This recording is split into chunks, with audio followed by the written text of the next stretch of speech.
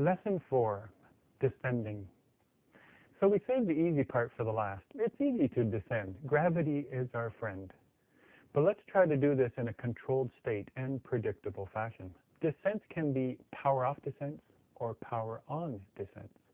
Power-on descents are used when precise control of the rate of descent and the distance attained is desired. Most routine descents and landings are power-assisted for passenger comfort and to meet the speed and spacing demands of the airport circuit. Power-off descents are they're usually reserved for emergency landings or what is called forced approaches. Isn't that a nice word to say, emergency landing? We cover precautionary landings and emergency landing forced approaches with power-off in the next course. But we will practice power-off descents here at altitude. So power-off descents, well, we'll go high enough so we have lots of space below us, right? Simply put, we have a loss of engine power, or we'll simulate it by putting the engine down to idle. So we practice it by taking the engine to idle manually, and for any descent, we reduce power first, then adjust the nose down attitude. If you're to leave full power and just point the nose down, you're doing a power-on dive.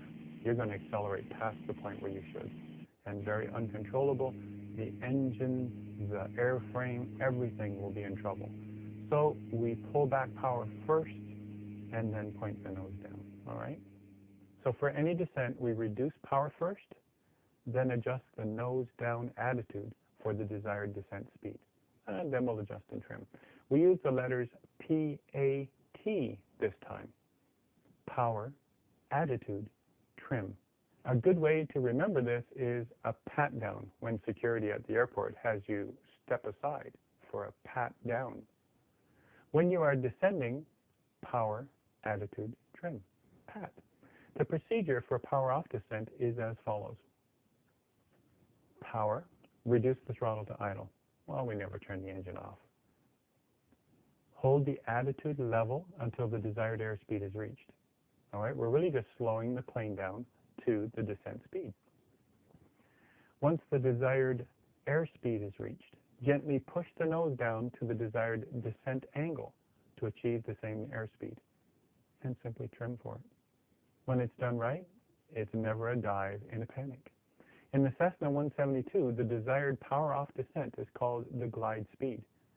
Think about it, power off as if you didn't have an engine. We have a glide speed. We can glide to the ground and land, believe it or not. We can see it listed on our checklist card as it may be needed in an emergency, but we can practice it so much that it should be in memory. For the 172, glide speed is 65 knots. Again, it could vary by model, but that's the general rule. If you really did have an engine failure, we would immediately trim for 65 knots and then check all our switches and engine controls and then look for a suitable landing area. Really? Really? But we established the glide first at 65 knots. P-A-T. Power, attitude, and then trim. Now it's your turn. Try it. P-A-T. See if you can trim it and simply keep descending at 65 knots. Hands free. When you are comfortable with it, well, okay, send me another FS recorder file. As a reminder, put your name in the file name and in the procedure that you're submitting. An example of my file that you can load into your own flight simulator is Howard Forder Power Off Descent as the file name. Let me demonstrate.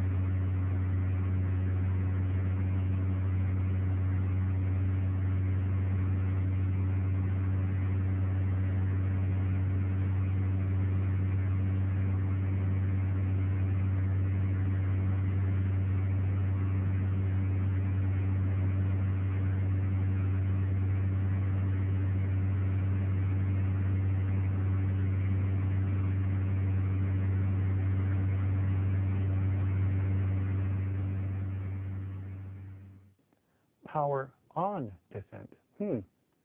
These are not for emergencies, but instead are common cruise descents while you're flying. We climb and therefore we must descend at some point. What goes up must come down. Airliners don't just point the nose and dive, simply for the comfort of the passengers, but also for the airframe. We can only tell they are descending by the announcement or when our ears pop. If it's done well and gently, we might not notice at all. Hey, there's the airport. So we call this a cruise descent. This means we maintain the same speed we have been traveling, but we are descending. To do that, we also use the letters P-A-T, pat down, to descend down. The procedure for a power off descent is as follows. Reduce power less than cruise power, point the nose to the desired nose down attitude, and trim. All right, so power on descent, same thing. We're going to reduce power, not take it off completely.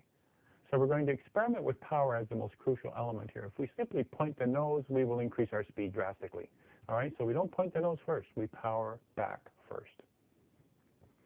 We can descend with power alone. And this is what I want you to experiment. This is important when we are landing as well, as we'll be using power to control our descent, not the yoke. So here's the procedure to practice with. When we're experimenting with slower speeds, we reduced power, but we use back pressure on the yoke to maintain altitude. Do you remember that? Now let's reduce some power and do nothing. Note the nose drop a little. Note the vertical speed indicator shows a descending rate of speed. Note your altimeter is showing a descent. We've done nothing else. We just pulled back power. Just reducing power by 100 RPM allows us to descend without pushing or pulling. This will be important when landing. We might find ourselves too high, or we simply reduce power, right? We might find ourselves too low, so we increase power. We'll be heading to the runway without touching the yoke, and we'll just be using power to control our descent. Power controls climb and descent. When descending, we might want to achieve a specific speed. We adjust the nose of the aircraft to achieve our desired speed, then use power to adjust the descent rate. Remember the power off 65 knots glide speed? Try that one again. Trim it for power off 65 knots. Now add some power. Notice we're still at 65 knots, but the vertical speed indicator will show less descent. Interesting. Add some more power. Notice the VSI shows even less descent. Now give it full power. Notice it actually shows a climb, all by power alone. This is an important lesson. Now when we're landing, we try to control our descent also with flaps. Flaps are those two big barn doors hanging down from both wings when you lower them. These are used to slow your plane down and to allow a slower approach to land without stalling. To be able to descend with flaps, we need to slow the plane down below the white arc setting. This means we need to use our new skills to slow the plane down first while maintaining altitude. We call this bleeding off the speed. By maintaining altitude and reducing power, we actually slow down. Once we are slow enough below the top end of the white arc, we can lower the flaps. Where is that? Somewhere around 85 knots? This is because the higher speeds could damage those flaps and your airplane. So we slowed to 85 knots and then lowered the flaps 1 notch or 10 degrees. This is slightly lowered configuration. It made your nose point downward a bit. You notice? It changed your attitude, and the plane slowed even more.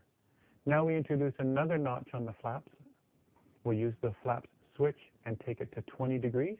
This is the normal flap setting for landing. Did you notice it slowed even more? We've introduced more drag and changed the attitude to more of a nose-down attitude. This gives you the ability to point downward more without an increase in speed. Essential for a landing.